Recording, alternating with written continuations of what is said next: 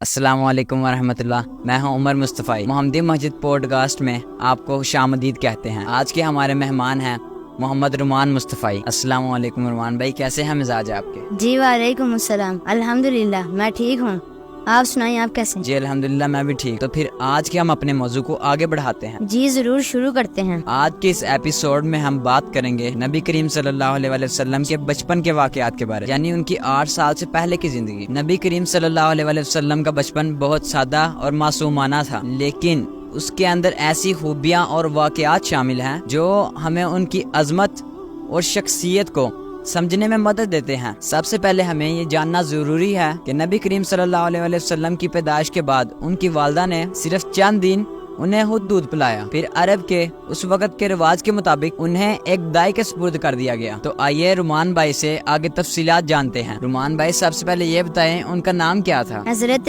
حلیمہ سعدیہ وہ دائی تھی جنہیں نبی کریم صلی اللہ علیہ وآلہ وسلم کی پرورش کا شرف ملا۔ حضرت حلیمہ نے جب پہلی مرتبہ حضور کو دیکھا تو ان کا ریئیکشن کیا تھا؟ حضرت حلیمہ نے جب پہلی دفعہ حضور کو دیکھا تو وہ خود حیران ہو گئی کہ کیسے اس ننھے بچے کی برکت سے ان کی اونٹنی کا دودھ بڑھ گیا اور قافلے کی سواری بھی تیز ہو گئی۔ رومان بھائی، یہ سواری کی تیز ہونے والا واقعہ یہ کون سا واقعہ؟ یہ بڑا معروف و مشہور واقعہ ہے کہ جب حلیمہ سعدیہ حضور کو لینے آ رہی تھی تو ان کی سواری بہت کمزور سی لاغر سی تھی۔ آتے ہوئے وہ قافلے میں سب سے آخر میں تھی کیونکہ ان کی سواری جو بہت کمزور تھی، لیکن جب واپسی پہ حضور اسی اونٹنی پر سوار ہوئے تو اب وہ اونٹنی جو سب سے آخر پر تھی وہ سب سے پہلے نمبر پر ہو گئی۔ تو حلیمہ سعدیہ کی ہم جولیوں نے سوال کیا کہ حلیمہ کیا تم نے سواری تبدیل کی ہے؟ آتے ہوئے تو بہت سلو چل رہی تھی، واپسی پر تو اس کی سپیڈ ہی نہیں پکڑی جا رہی۔ تو حلیمہ سعدیہ کہنے لگی کہ سواری تو نہیں میں نے چینج کی، ہاں لیکن سوار تبدیل کر لیا ہے، اسی ننھے بچے کی برکت سے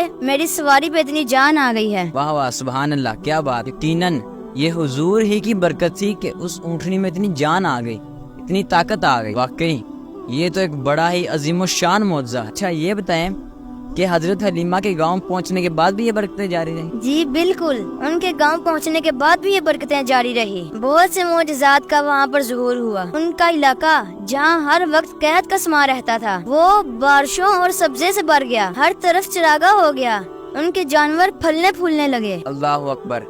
نبی کریم صلی اللہ علیہ وآلہ وسلم کی شخصیت میں شروع سے ہی ایسی خوبیاں تھی جو ان کی نبوت کی نشانیاں تھی۔ جی بالکل، کیوں نہ ہو۔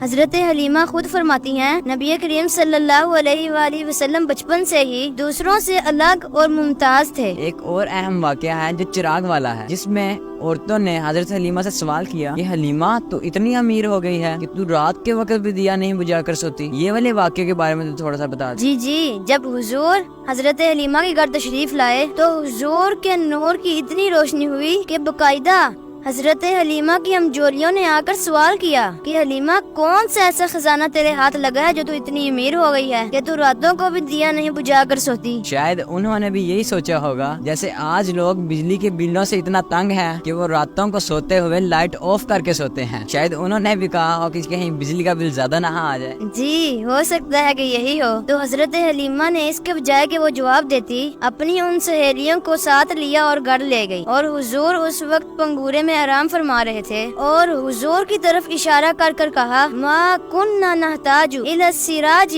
من یوم اخذناہ، جب سے یہ پیارا گھر آیا ہے ہم نے سارے دیے ہی توڑ دیے ہیں۔ سبحان اللہ! دیے کی ضرورت اور نہ مشعل کی حاجت، عجب روشنی تو نے پائی حلیمہ، بڑی توقیر تو نے پائی حلیمہ، بنی تو محمد کی دائی حلیمہ۔ سبحان اللہ، ماشاء اللہ۔ وہ سارا دن تو صحراؤں میں گھوم لیتی تھی، اسے جب پیاس لگتی تھی تو لبوں کو چوم لیتی تھی۔ بخت تیرے، مقدر تیرے حلیمہ سعدیہ۔ اللہ اکبر! کہتی ہے ما کننا نحتاج الی السراج من یوم اخذناہ، کیا چراغ جلانا ہے، کیا بتی روشن کرنی ہے، جب سے یہ پیارا گھر آیا ہے سارے دیے ہی توڑ دیے ہیں، اسی کی روشنی میں زندگیاں گزار رہے ہیں۔ سبحان اللہ، سبحان اللہ، بالکل ایسا ہی ہے۔ اچھا حضرت حلیمہ کی تو بات ہو گئی، حضرت شیما کی بات تو بتائیں، جو حضور کی رضائی بہن ہے، وہ جو ان کے گاؤں میں روزانہ مناظرہ ہوا کرتا تھا کہ کس کا بھائی زیادہ سونا ہے، وہ والا واقعہ کیا ہے، وہ تو ذرا بتائیں۔ جی جب شام کا وقت ہوتا دیہاتوں میں تو بہنیں اپنے ویر اٹھا کر باہر کھلی جگہوں پر کھلے میدانوں میں لایا کرتی تھی۔ دیہاتوں میں دائرے ہوا کرتے تھے، وہاں لے کر آیا کرتی تھی، اور بہنوں میں باقاعدہ مناظرے ہوا کرتے تھے۔ ہر بہن کا یہ خیال ہوتا تھا کہ میرے ویر جیسا سونا کوئی نہیں۔ جی بالکل،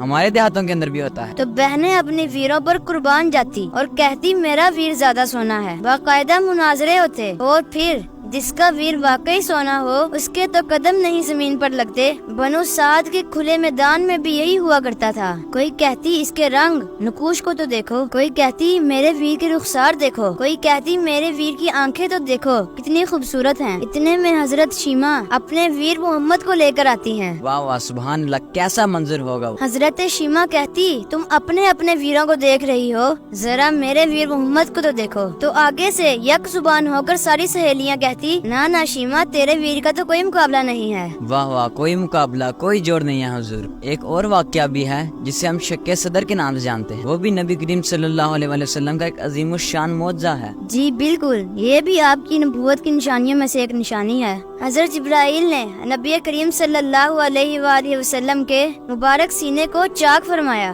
اور اس میں سے شیطان کا حصہ نکال کر پاک صاف کر دیا۔ اس واقعے کو سن کر حضرت حلیمہ بہت پریشان ہو گئی اور حضور کو ان کی والدہ حضرت آمنہ کے حوالے کر دیا۔ یہ واقعہ بھی ان کے بچپن کی خصوصی نشانیوں میں سے ایک تھا۔ نبی کریم صلی اللہ علیہ وسلم کی والدہ حضرت آمنہ نے ان کی پرورش بہت محبت اور توجہ کے ساتھ کی، لیکن جب حضور 6 سال کے ہوئے تو ان کی والدہ ماجدہ کا انتقال ہو گیا۔ آپ کی والدہ کے انتقال کے بعد آپ کی پرورش آپ کے دادا عبد المطلب نے کی۔ وہ نبی کریم صلی اللہ علیہ وآلہ وسلم کو اپنے ساتھ ہر جگہ لے جاتے، ان کی دیکھ بھال کرتے۔ آپ کے دادا کو حضور صلی اللہ علیہ وسلم سے بہت محبت تھی، وہ ہمیشہ انہیں اپنے قریب رکھتے، مگر 2 سال کے بعد جب حضور 8 سال کے ہوئے تو آپ کے دادا بھی دنیا سے رخصت ہو گئے۔ یہ نبی کریم صلی اللہ علیہ وآلہ وسلم کی زندگی کا ایک اور مشکل وقت تھا، لیکن اللہ نے حضور کو ہر حال میں ثابت قدم رکھا۔ اللہ تعالیٰ کی رحمت اور برکت ہمیشہ ان کے ساتھ رہی، اور ان کے بچپن کے واقعات ان کی پاکیزگی اور عظمت کا احساس دلاتے ہیں۔ جی تو ناظرین،